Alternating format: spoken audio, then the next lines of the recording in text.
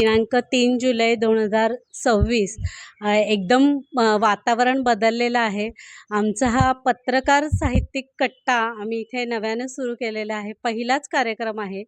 पत्रकार स्वाभिमानी संघ आम्ही स्थापन केलेला आहे. भारतीय मराठी साहित्य संमेलन याचं शताब्दी वर्ष आहे आणि त्यानिमित्ताने आपण हा पहिला कार्यक्रम पुण्यामध्ये घेतलेला आहे.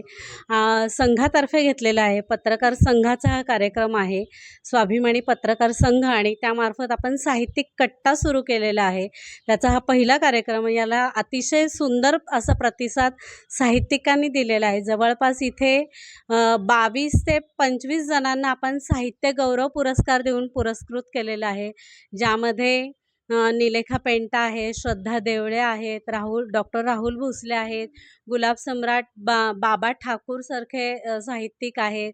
त्यानंतर नीला चित्रे आहेत, ॲडव्होकेट संध्या देशपांडे आहेत, त्यानंतर शलाकाताई गाडगीळ आहेत, मंदाताई नाईक ह्या आमच्या सगळ्यात ज्येष्ठ आणि श्रेष्ठ कवयित्री आहेत, साहित्यिक आहेत. दीपाराणी गोसावी आहेत, त्यानंतर डॉक्टर राजेंद्र भवाळकर आहेत. अशा अनेकांनी इथे कविता सादर केल्या. त्यांचं काम या क्षेत्रामध्ये खूप मोठं आहे. या सर्वांना आपण पहिल्यांदा इथे साहित्यिक गौरव पुरस्कार दिलेला आहे. आणि सगळ्यात महत्त्वाचं म्हणजे वास्तवशास्त्र हे जे पुस्तक आहे याचं संशोधन डॉक्टर मधुसूदन घाणेकर यांनी केलं आणि त्या पुस्तकाचंही इथे प्रकाशन करण्यात आलं. डॉक्टर मधुसूदन घाणेकर यांना आपण माध्यम गौरव वास्तवशास्त्र जीवन गौरव पुरस्काराने पुरस्कृत केलेलं आहे. त्याचबरोबर संतोष सागवेकर हे जे पत्रकार संघाचे अध्यक्ष आहेत त्यांनाही आपण माध्यम गौरव पुरस्काराने पुरस्कृत केलेलं आहे. त्याचबरोबर योगीराज नाईक हे राजकीय विश्लेषक आहेत पत्रकारिता या क्षेत्रामध्ये.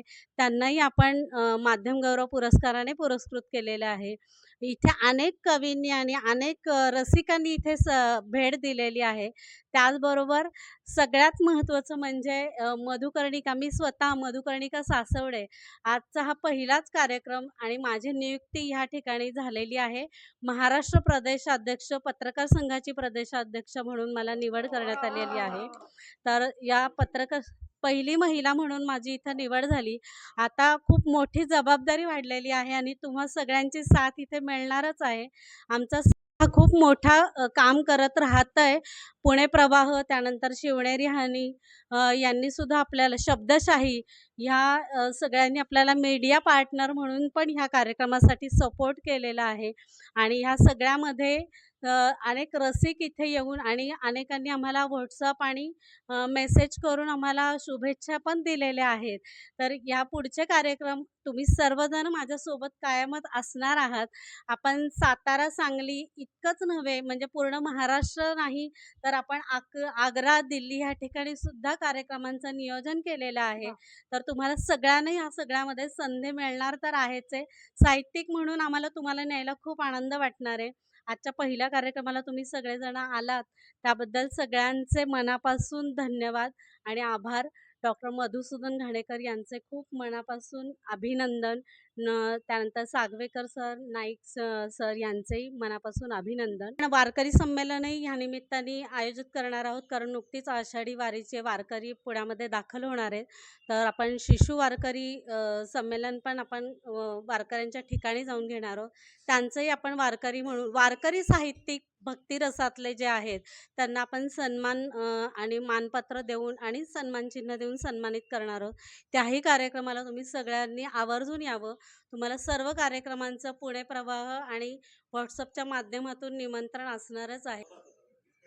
सर्वसाधारण काय होतं की बालकविता सहसा सादर केली जात नाही आणि म्हणून एक अत्यंत मिश्किल विनोदी कविता की ज्या कवितेला महाराष्ट्रासह भारतासह बाहेरच्या देशातसुद्धा खूप चांगला प्रतिसाद मिळाला आहे.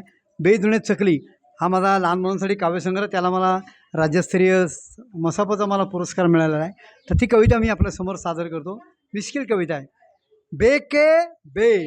बेजुणे चकली, बेत्रिक चिवडा, बेपंचे करंजी, बे अनारसे, बेसाती शंकरपाळी, ब्याठी कडबोळे, बेनवे चिरोटे आणि बेदाई धपाटे. आगाय